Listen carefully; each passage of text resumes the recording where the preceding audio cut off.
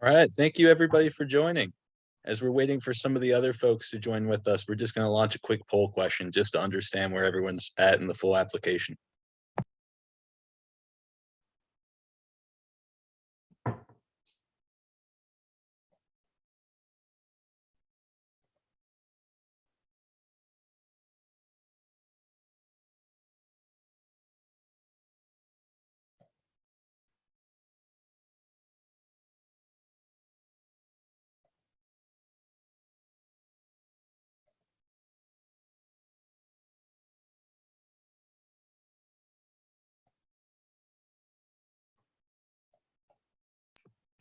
Hi, Natalie, are you able to launch the question?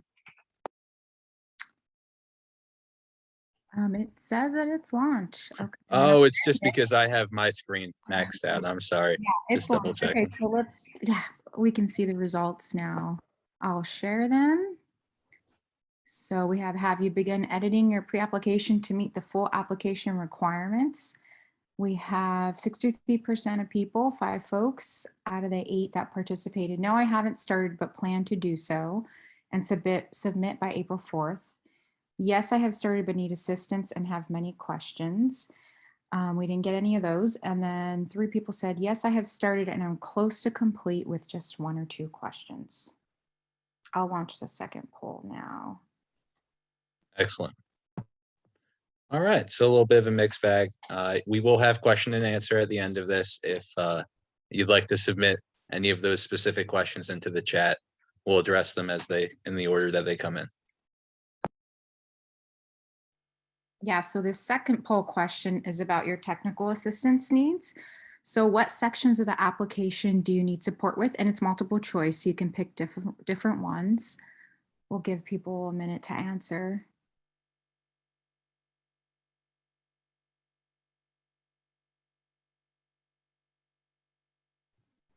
Yeah, we have budget and schedule, regulatory oversight, site access, equitable development commitments, and community engagement. I'll give just another 30 seconds.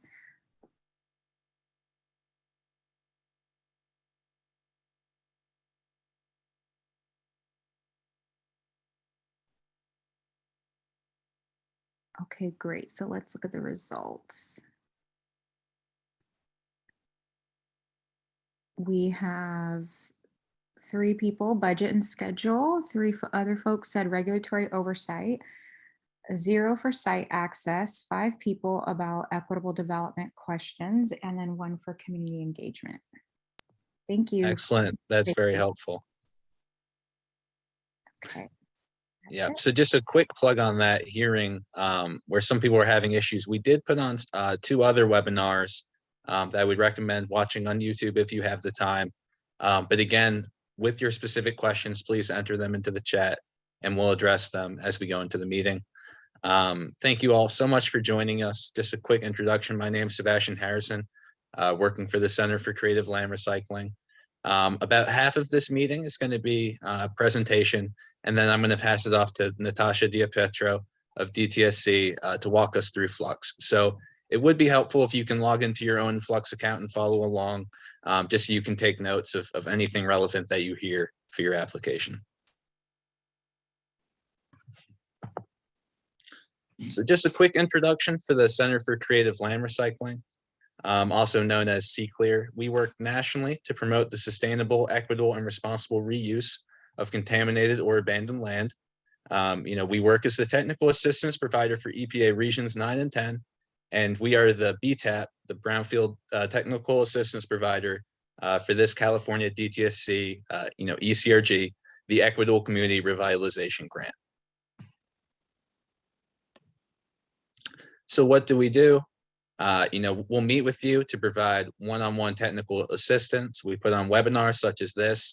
We organize workshops and conferences. We have trained thousands of redevelopment professionals, brought in millions of dollars in EPA grants and other state and federal funding, to support hundreds of communities, through their individual land reuse needs. You can find out more about how we can help at cclear.org, but really we're there to support you at every stage of your land reuse project. And just at the bottom, you can see if if you do need some individual assistance with your application, I encourage you to set up 30 minutes with the team. We can walk through and hopefully talk about any follow-ups or things that you're having problems with. You can also send a question either in the chat, and we'll try to address it in this type of forum, or if you would prefer to do it, sort of on an individual basis, you can email that link right there. Here is the technical or BTAP team to support you from the Center for Creative Land Recycling. If you've watched these webinars, you've probably met many of these folks or engaged in any of the technical assistance. There's Ignacio, David, Janet, and myself, which is sort of the technical leads. And then from a community outreach and administration perspective, we also have Devin, Tony, and Natalie with the team. So just our agenda today. I think everyone knows that a competitive application needs to be complete. So the pre-application was an excellent start to sort of get an idea of the types of questions and the organization of the grant. But since that piece, there have been new sections and changes made. This webinar will describe the elements and the differences from the pre-app to the application, as well as we'll discuss some newer items that change or additions to the guidelines, such as eligibility, reimbursement, and site investigation versus cleanup. As I mentioned before, only half of this meeting will be slides, and I hand it over to Natasha to walk us through Fluxx, which is the online portal where the ECRG application needs to be submitted.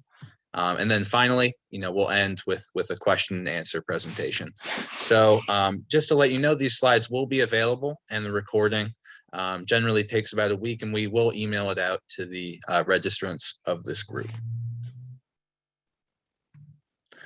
Today's speakers, I mentioned myself, Natasha DiPietro, professional geologist and Fluxx Architect for DTSC. We have Mariam Tasnif-Abbasi with DTSC, the statewide Brownfield Development Manager, as well as Gregory Schaefer with DTSC, a Brownfield Coordinator. Just begin with a nice introduction from Mariam.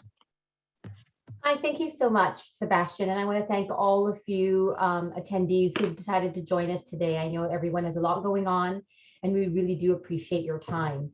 I specifically wanted to thank every single person and organization who participated in our pre-qualification application. As you know, we are a brand new program. We're putting this new grant out there, and we're very excited about it. We're putting a lot of energy behind it, but our entire process would have been incomplete, if we didn't have this opportunity to have worked with you to understand what the demand is, what the needs are, and how we can best assist in these communities that we're targeting. The information that you provided in the pre-qualifying applications was so crucial to us and helped inform us on how best to design the full application. There were a lot of questions that came up because we were dealing with so many unknowns, and it helped us figure out the level of demand, the geographic distribution, and it just provided such a wealth of information to us. We did our best to respond to the pre-applicants to let you know whether or not you were eligible and to give you suggested changes. And a lot of those emails I know went into additional phone calls with DTSC or with CClear or with both of us. And I know the benefit that you as pre-applicants got was seeing your information kind of populate into this new form, which I know is helpful for you, and I hope it is helpful because it did give you a little bit of a leg up. But I think more than anything else, I just wanted to say thank you. And this session was designed specifically for those of you who participated in pre-qualification and asked us for this specific webinar. So I hope you are able to walk through the application with Natasha, and I do hope you find this session to be useful. So I just want to say thank you, and I want to pass it back on to Sebastian. Excellent. Thank you very much, Mariam. Okay, So with that as a preface, just wanted to again highlight the fact that, the full application does require a greater level of backup.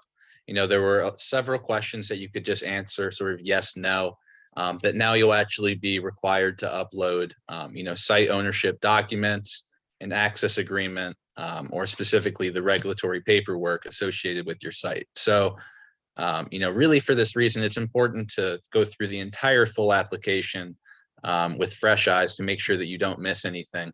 There's several new sections that have been added that you haven't seen before if you went through the pre-application, such as the community engagement reuse readiness section, which is one of the most comprehensive sections of the application, the contract section, and the equitable development grant commitment section, which we're going to talk a little bit more about further on in the presentation.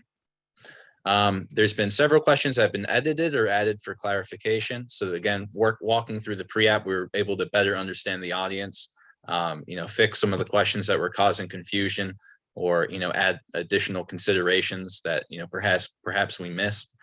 And then separate from the pre-application, just in the development of the program, there's now a reimbursement section in the guidelines, as well as a grant agreement, which, the applicants should review now to make sure they understand and, make sense for their project.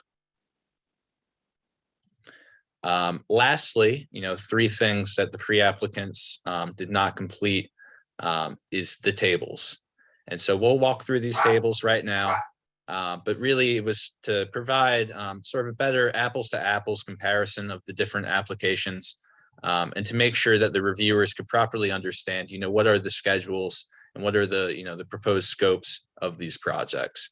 And, for something like the reuse milestones table, has the applicant properly thought through everything that needs to take place, before the site can be successfully reused? Because, there is a strong time element of the ECRG program, where DTSC would like to see the ECRG work, completed within 2 years, and ideally, site revitalization, 2 years on a similar time frame as well. So the first of these tables is the schedule table. Again, this is something new, but there were a lot of different ways that the applicants were considering their schedule to make it easier to grade and to judge. We thought a common application would make sense. So I'm just going to go to the next tab because you see here all three grant types are identified. The applicant is only expected to complete the schedule for the grant type that they're currently in. So here's an example for an investigation grant, how you would click on the different drop-down activities, select where you are with the individual line item, put in the relevant schedule dates for this event, as well as any description or brief comments that allows DTSC to have a proper understanding of the scope and schedule for your project. In a very similar manner, we have the redevelopment milestones table.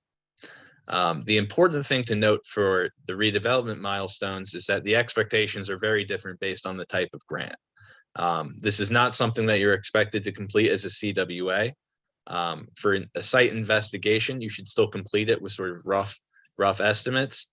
But for a cleanup grant, this is the type of information that you will be expected to know. So in a similar manner, the different statuses are selected from the drop down.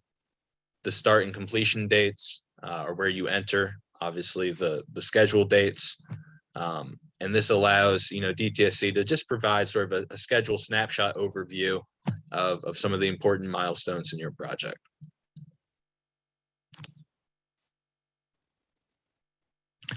The last table is a bit more unique, and this is to address the equitable development grant commitments. So DTSC would like to understand, what are the types of metrics that the applicant would be able to commit to as part of the project, and to help provide a format for how the program is designed or presented. The following table has been prepared. So this is by no means an all-inclusive link. If there are other commitment target areas, the applicant can add another line. Similarly, if there are other metrics for something like job creation or more specific types of metrics. The applicant can add additional lines for these. But ultimately, this is a great way for the applicant to express, what are the grant commitments that they're able to make for the project. With that, Miriam, would you like to just say a few words on sort of this grant commitments idea? Sure. Thank you so much, Sebastian, for handing this off to me for a moment. This is a new concept, one that we did not have fully vetted when we launched the pre-application round. So much of the work that we're doing, as you are all aware, is emphasized within these high Cal and virus screen score areas in the vulnerable and underserved communities. And oftentimes, development, revitalization, a lot of our community members have expressed that they interpret that as meaning displacement and gentrification, which is the antithesis of what we're trying to do. We want to actually create value for the communities that we're trying to help, not create situations where we're funding projects that lead to further exacerbation of the vulnerabilities within these communities. And we look to an organization called the Government Alliance on Race and Equity. They have a study that they completed a few years ago that focused really on how different government agencies can achieve racial equity through development. So the link that Sebastian has included is something that I think would be good to have a quick browse through. And these areas that we've included in this table directly align with this approach of equitable development. At this point, I want to say that we don't know, we don't have our arms around what exactly it is that we're looking for here. And we wanted to be open to what the different applicants decide that they can commit to as various aspects of promoting environmental justice. And so, we ask for your creativity in your approaches here. Think about your project holistically and how it provides value to the community where it's going to take place, and keep that in mind as you develop this section. So thank you, Sebastian. I think that's all I had for this section. Great, thank you, Marianne. Yeah, this is a new section, and this is something that DTSC is really looking forward to seeing, what applicants are able to submit here. So something that's developed since the pre-application phase has been the grant agreement. So this is just a strong recommendation. I'm not going to, overview the full agreement here, but just again recommend that the applicants take a look at this document because this is a non-negotiable document for DTSC. And if you are submitting an ECRG application, it's assumed that you've accepted these terms, and that will only be a few days before this agreement is executed and the project, can begin as planned. And then next, sorry, Victoria, I see you've raised a hand. We're just going to be going through the presentation all at once. If you have a question, please put it in the chat and we'll address it at the end. Sorry, just got distracted. Next, just wanted to mention that this is a reimbursement grant. This is an important thing for all the applicants to understand. So an additional section 3.5 was added to the guidelines for your review. But really the big highlights is that DTSC will reimburse invoices. They don't have to be paid first. They should be batched in about $15,000. And then the expected payment date is roughly 90 days. So it's important for the applicant to have, payment terms and, project contracts, aligned with this expectation of roughly 90 days. So again, these are just high level concepts that it's important for the applicant to understand of things that have developed since the pre-application. Again, something that we saw very relevant just based on some of the responses in the pre-qualification round is, some confusion or, just requests for clarification on should I be submitting a site-specific investigation grant versus a cleanup grant. So this was actually a change made in the guidelines. Originally, the guidelines said that to submit a cleanup grant, you would need an approved regulatory cleanup plan. That has been changed to say that an approved cleanup plan is strongly recommended. Again, sort of a more specific overview is read here, but an approved cleanup plan by regulatory agency is able to provide that much higher level of confidence. If you're still in that investigation phase, it's much harder to understand what are the ECRG activities, that can be realistically accomplished. And again, that regulatory piece is very important to DTSC because it shows that there's some oversight and, a greater level of confidence can be given into the cleanup. So with that being said, there is a regulatory oversight deadline approaching. So I wanted to pass it over to Gregory Schaefer just to talk about that and how it applies to the application a little bit more. Thank you, Greg. All right, good afternoon, everyone.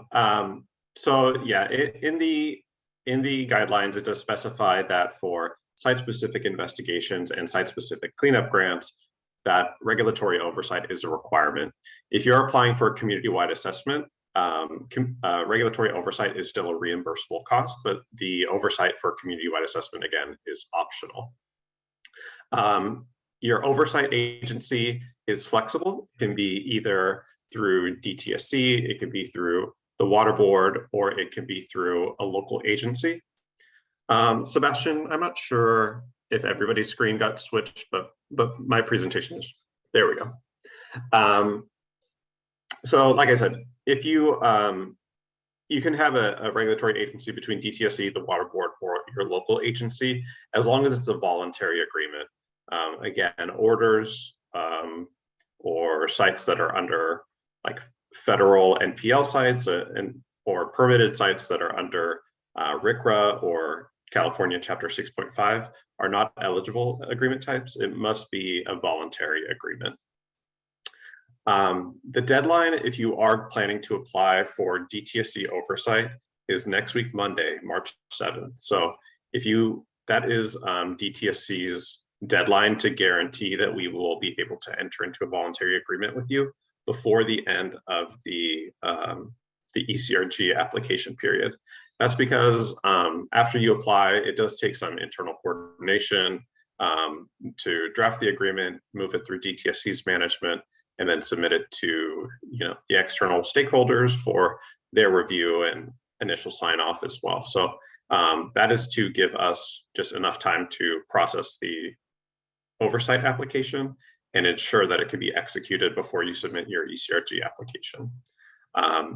If you're applying outside of DTSC, you'll need to work with your regulator, whether it's a local agency or the water board, to ensure that A, you're entering into a voluntary agreement, and B, that they will be able to execute the agreement before the deadline, the April 4th deadline of the ECRG application itself. If you are applying for DTSC oversight, I am your contact. My email address is up there on the screen, gregory.schaefer@dtsc.ca.gov. I can answer any kind of question you have about voluntary agreements, about the application process for voluntary agreements. And we have samples available on our website as well if you want to take a look at those before DTSC sends you a draft of your specific agreement. I think that's all I had on this. Again, feel free to reach out if you have any questions. And I guess the important thing to note too is that the request for agency oversight application is also hosted within Fluxx, where you are applying for ECRG. So you just go to the same screen where you say start an application, and there will be a request for agency oversight there as well. With that, I'm going to hand over the presentation to Natasha to do a Fluxx walkthrough. Good afternoon, everyone. So for those of you that submitted a pre-qualifying application, those applications are now visible in your pending request card and should include all information and attachments that you provided during the pre-qualifying round. Just to let you know, Natasha, you're not sharing screen yet. That's right. Thank you. Oh, I'm sorry. No worries. I appreciate it. So we recommend that you log into your application portal and follow along with the webinar, like Sebastian mentioned earlier.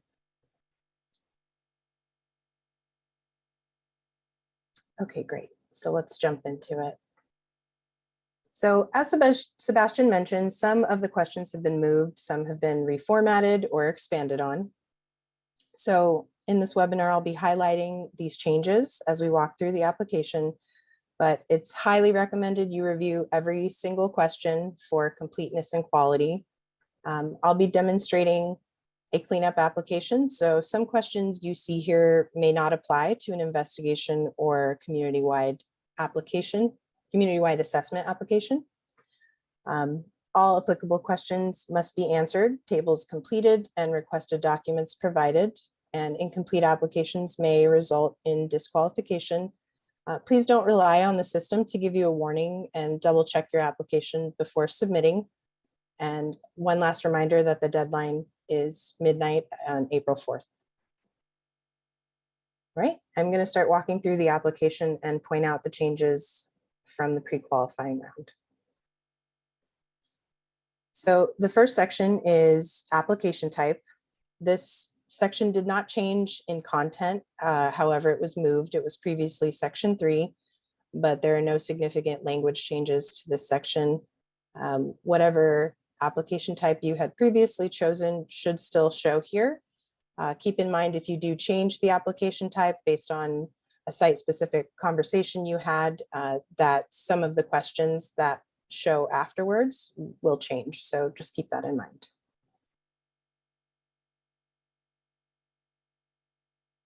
The next section is section 2, which is applicant and site eligibility. So previously we asked you to identify conditions that apply to your site that would potentially make it ineligible. However, we revised this question to ask you for an affirmation that none of the conditions listed here apply to your site. So it's a similar message, but we've just asked it in a different way. Additionally, this question did not change, asking what type of entity is applying. Another thing to note is that we added some clarifying language to some of the items that are listed here. So take a look at these to make sure none of them apply to your site as well.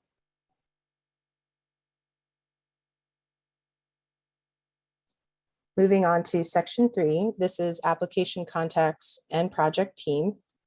So for this section, only additional information is being asked for, and there's a rewording of certain contacts. So take a look at this section to make sure that the appropriate contacts are showing in the appropriate categories.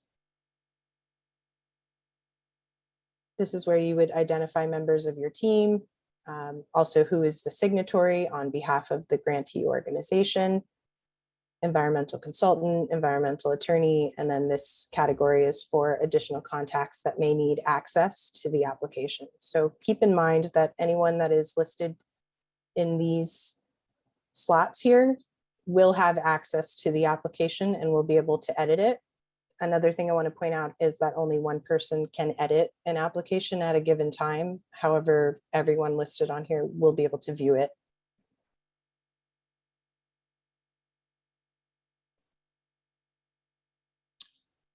Another new question that we added was to ask if there are reuse partners involved.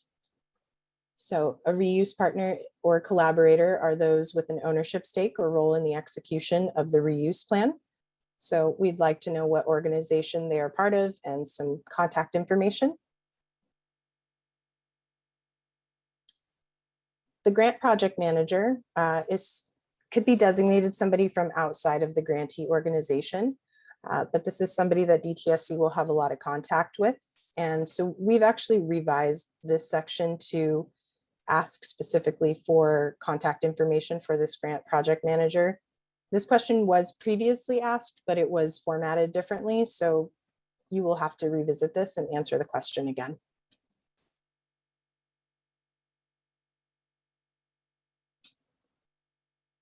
Okay, moving on to section 4, which is related to site information, CalEnviro screen score, site use.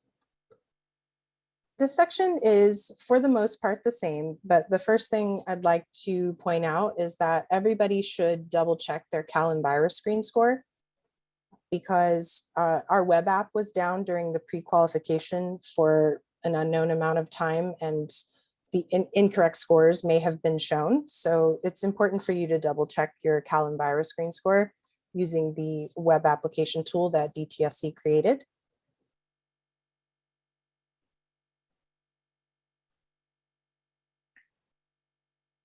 A couple new fields were added to this. We asked for latitude, longitude of the site. Additionally, we asked if there are any deed restrictions or encumbrances on the site. And lastly, we asked if your site had been impacted by a natural disaster, flood, or fire in the last 24 months. If you answer yes to this, you will have to provide additional documentation of that. So again, double check your Cal Enviro screen score and go through the series of questions here, because you'll have to answer additional questions if your Cal Enviro screen score is less than 75%.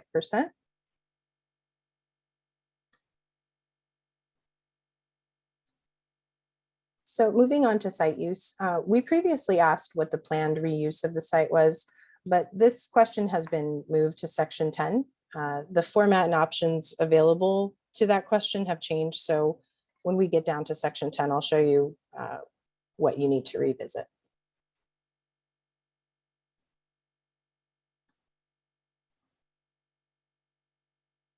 So as I said before, any documents that you uploaded with the pre-qualifying round should be retained and should be visible to be either deleted, previewed, or you can add a new version if you'd like, or you can add additional documents.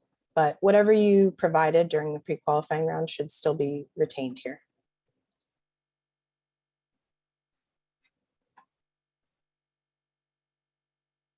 Okay, we'll go down to section 5 now.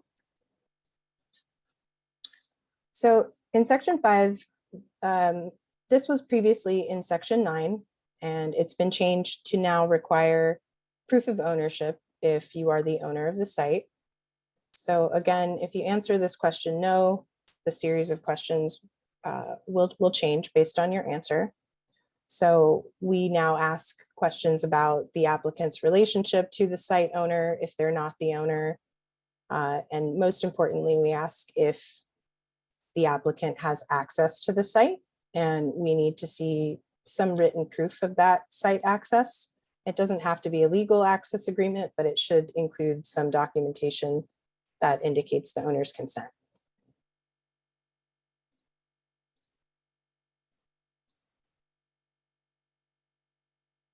Moving on to section 6, this is the responsibility for contaminations. This was previously part of section 9 as well. The questions that appear in this section are related to the applicant type as well as based on the ownership status. So the first change is now all applicant types that own the site are required to affirm that the contamination occurred before the applicant acquired the site and that they did not contribute or arrange for the disposal of hazardous substances at the site. So please check that these are answered correctly because the format of these may have changed. DTSC also understands there's some circumstances where an alternative circle liability defense is appropriate. So we've added some instructions and language about how to include this information in the additional information section.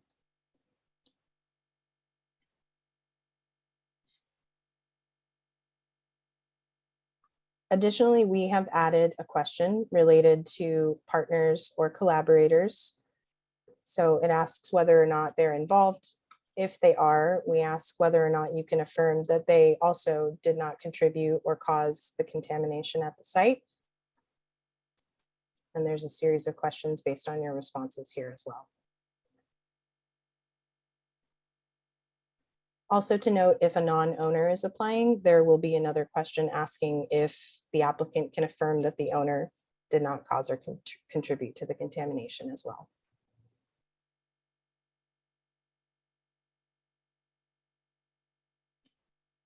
Moving on to section 7.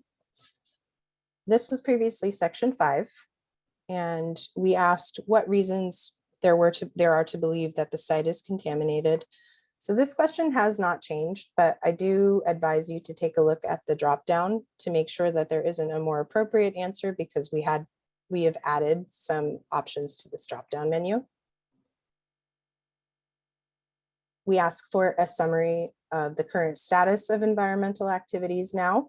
This is a new question. If you're completing a CWA application, this question will be worded a little differently. We have the addition of this table, which is asking for the most current or relevant documents. So you can type in the document title, the author, the date, and you can add rows as needed. We've also added the option to upload any documents that you think pertain to the site, but more importantly, we've added a field for you to provide EnviroStore or GeoTracker links if the documents are stored online.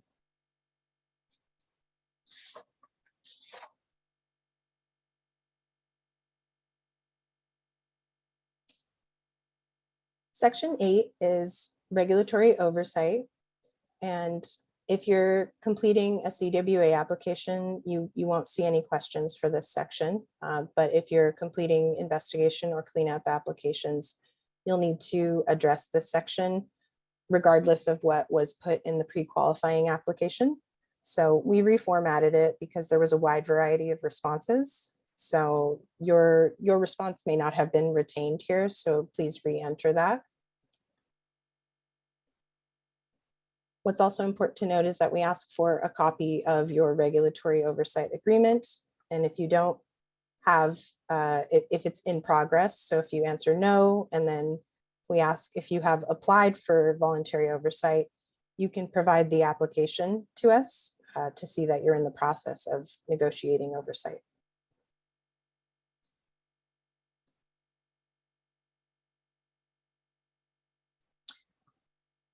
Okay, section 9 is ECRG activities and budget detail. This combines the previous sections 6 and 7. So the first question that's asked about planned assessment, investigation or cleanup, but the question has been rephrased now to ask what is the capacity of the team to deliver the proposed scope in 2 years? So you'll probably see an answer here that was retained from your pre-qualifying application, but you should revisit it to make sure that you're answering the question completely. This section requires the schedule attachment upload that Sebastian detailed earlier in the presentation. This section also includes the total dollars requested, your cost estimate uploads, as well as the budget detail table. So anything you entered in the budget table previously should be retained, can be edited. Using this button, any of these rows can be edited, they can be deleted. You can add new rows if you need by using this green plus sign here. Please note that this Excel button will only download or export a copy for you to use, but it won't edit anything that's in Fluxx. That has to be done directly in Fluxx. Another thing I'd like to point out is that the total amount in your budget table here should reflect the same amount that you are requesting in this field up here.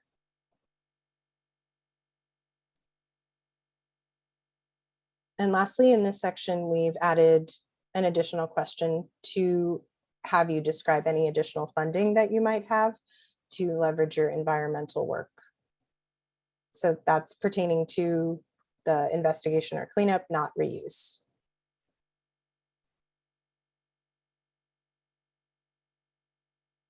Okay, moving on, section 10 is related to community engagement and reuse readiness. And as Sebastian said, it's a very comprehensive section. This is mostly new, about 95% new. The only questions from the pre-qualifying round are the first two. So we previously asked what the proposed reuse for the site was up in section 4. We now ask it down here. What's important to note is that the options that we have showing in this select transfer table have been updated. So please make sure that it's still applicable to your proposed reuse. We've also asked additional questions based on the response. So if you're proposing affordable housing, we would like to know the breakdown of your proposed project. And we also ask if any of your units will be considered luxury units.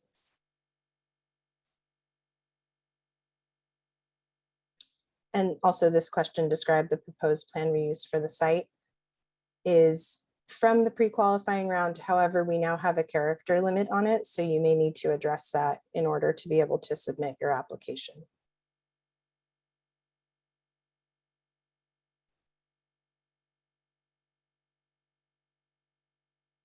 So as I said before, the majority of this section includes new questions, so you'll need to answer these one by one.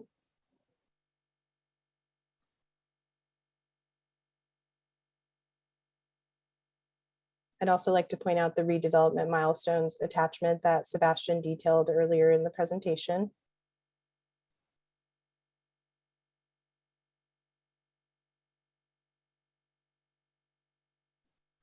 And for a more detailed understanding of some of these questions, we've done other webinars that went into greater detail about the questions in each section and what we're looking for in them. But for the purpose of this webinar, we're just looking at what was previously in the pre-qualifying compared to now.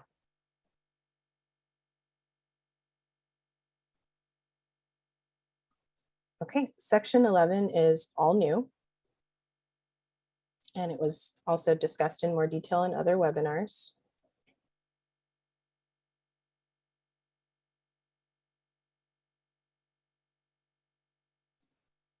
Section 12 is the same as it was before. So as I mentioned, any documents that you uploaded to your application should show here, unless it was in section 4, those will be housed in section 4. But throughout the application, you'll see this green background for any documentation, any documents we ask you to upload. As you upload them, this will disappear and the document will then become visible down here. Keep in mind that you can delete any of these, you can preview them, you can add a new version of a document, and you can also just add new documents that may not have been applicable in what was previously asked, or any additional information that you need to provide. You can do that in section 12. Section 13 is the same as it was before, so we just ask for additional information and how you heard about the ECRG.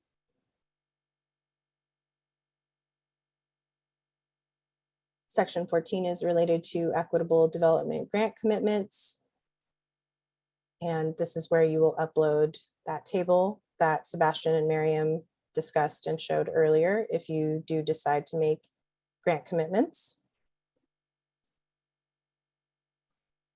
And lastly, we have the signature section, which is basically the same.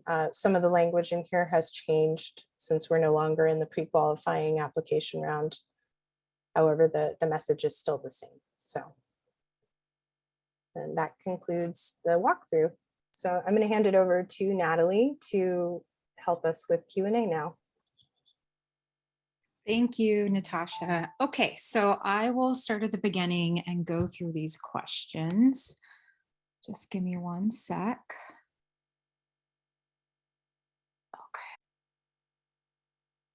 Okay. Okay, so the first question we have is from Diane Hardy. We noticed that our select regulatory oversight agreement type was not available in the pull down menu options of the environmental cleanup grant schedule. Can we edit this table to include the agency/agreement type? Yes, I think that probably is something that we could edit. Just for clarification, Diane, what is that regulatory oversight agreement type, if you're able to answer?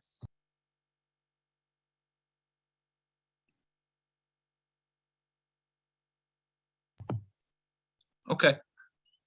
You're on mute if you're speaking, Diane. No worries. We'll follow up with you after.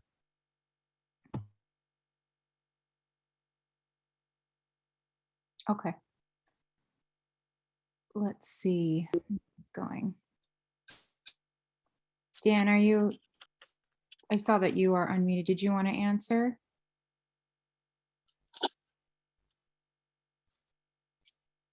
Okay, I'll keep going. So Kenneth Jones has a question. What is the name of the Equitable Development Agency again? And so Miriam put it in the chat, Government Alliance on Race and Equity. And so the link to the PDF is there. Another question from Diane, I just want to read it, even if we circle back in case other people have the same question. Oh, it looks like Dan's connecting to audio, so we'll let her respond. But in the Equitable Development Grant Commitments table, does the value of the metric need to sum to the value of the grant? What quantifications are desired? No, it doesn't need to be the dollar sum by any means. But quantifications would be an example of, say, acres of green space created, number of housing units provided, or actually that might not be the best example. Or I guess a better one would be number of jobs created. You know, there are some example metrics provided in the guidelines, you know, just to again help sort of get the applicants' heads thinking about what a successful grant program might look like. Yeah, and I know that this can look different depending on the city and what policies it has. So if you're creating living wage jobs, you know, you can make that distinction. And of course, for affordable housing, we do request the AMI actual breakdown. So that's something, you know, there are other ways to answer that. Great. I don't know if you can hear me now, but Yes, we can, Diane. okay. Yeah, thank you, Diane. I was just curious if you could clarify what was the agreement type, just Values so. of the commitments look like they should be sort of quantifiable. And so it was things like uses and services and the activities that, you know, alleviate pollution burdens. I wasn't sure if they needed to have an economic cost, or, you know, how did we characterize that in a way that you can tell we have fulfilled that commitment and we have, you know, achieved the goals we're trying to accomplish here. Sebastian, can I jump in on this? Of course, please. Okay, great. So Diane, some of the things that that you bring up, you know, in terms of how to quantify it, it is open. So I want to say that you, based on your questions, I feel like you're thinking in the right direction. And quantification would be things like Natalie already mentioned, number of affordable housing units, acres of green space made available to community, maybe measurements of how a community is made safer. So if the reuse is going to be providing services to a vulnerable community or some type of nonprofit service, so maybe the number of people that service is going to be available to.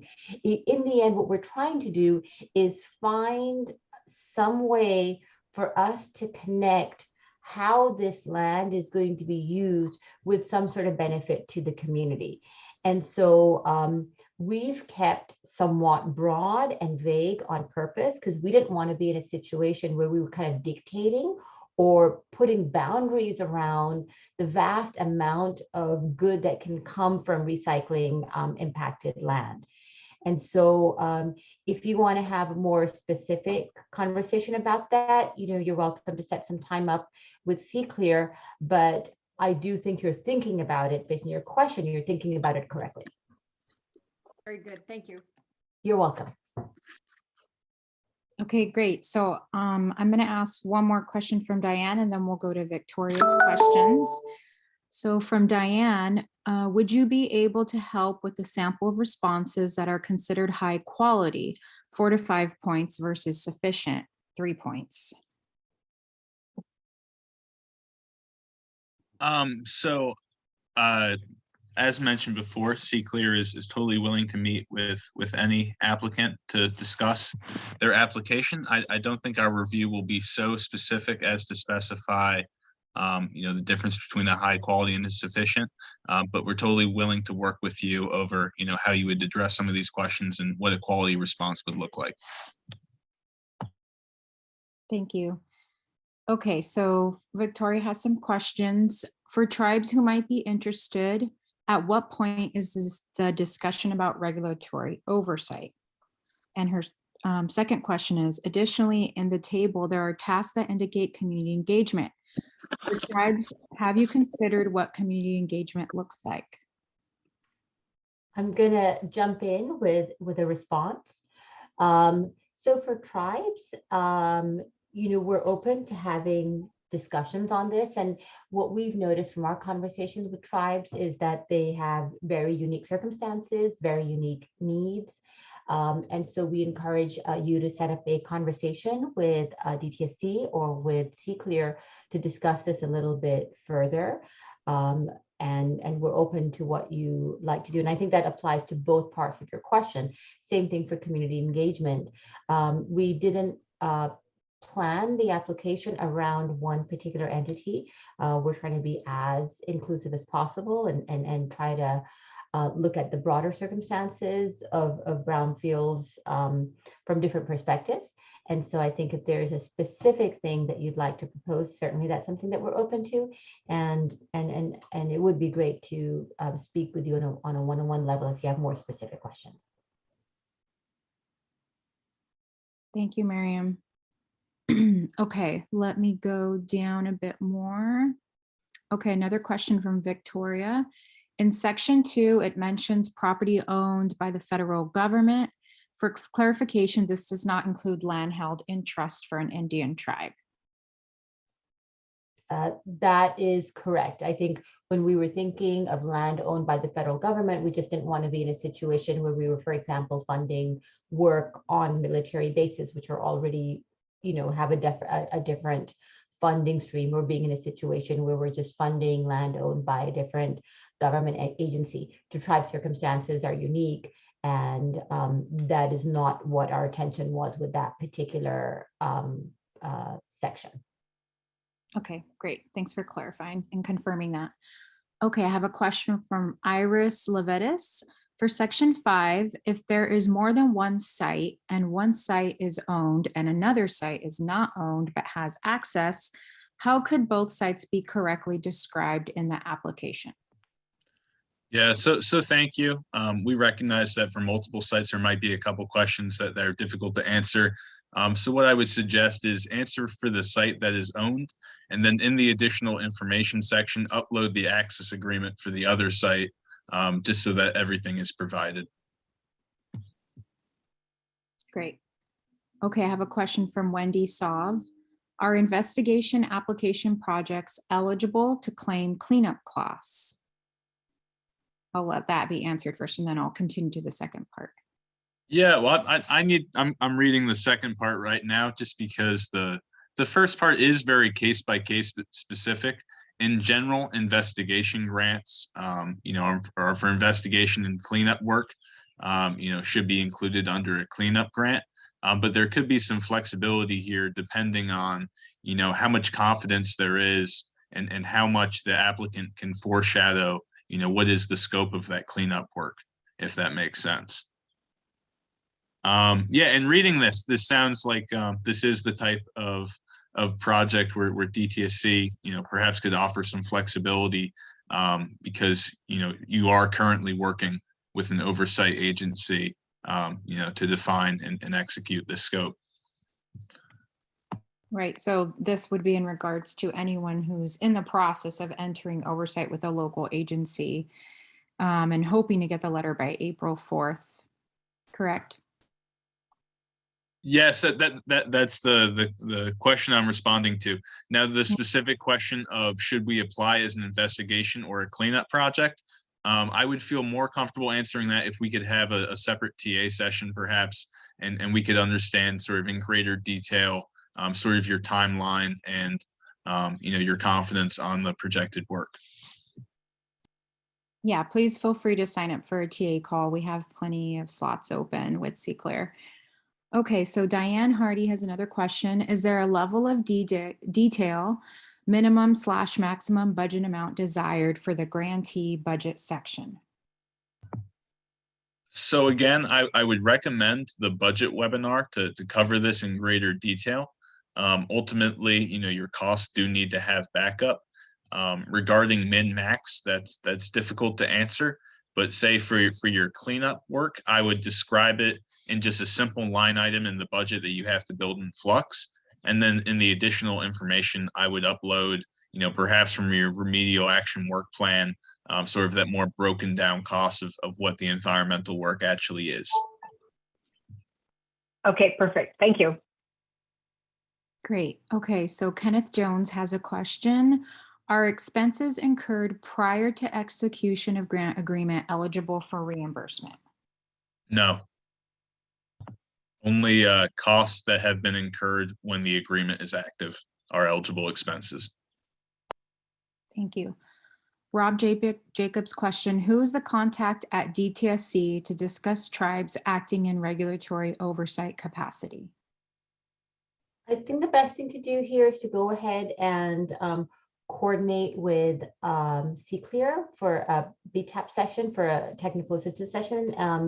CClear will pull us in and we'll bring in somebody from our tribal department as well to have that very specific discussion about your site.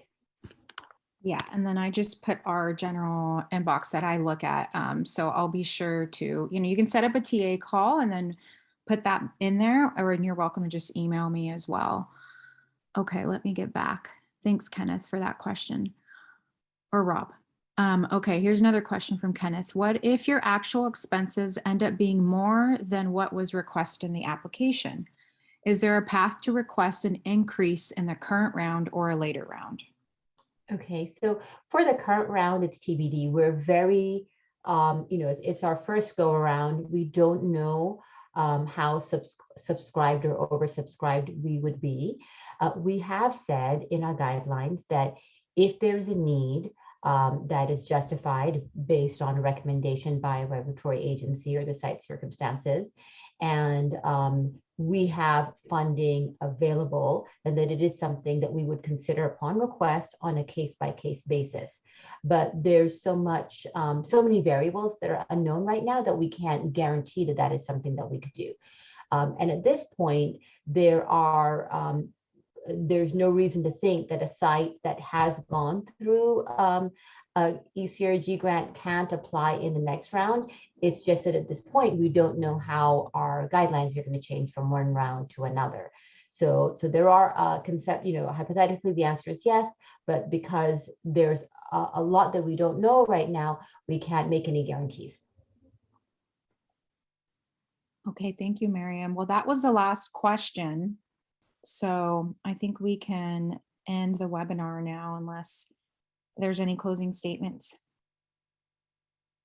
I just wanted to thank Sebastian for doing such a great job in organizing this. I want to thank Natasha and Greg and you, Natalie, for kind of jumping in and coordinating this webinar. And most of all, I want to thank all of our participants today, and a special thanks once again to all of those who participated in the pre-qualifying application. Thank you so much. Thanks, everyone, and please reach out with any other questions. Thank you. You're welcome, Cynthia. You guys always do such a great job. We'll see you at the next one. Okay, great. Bye-bye.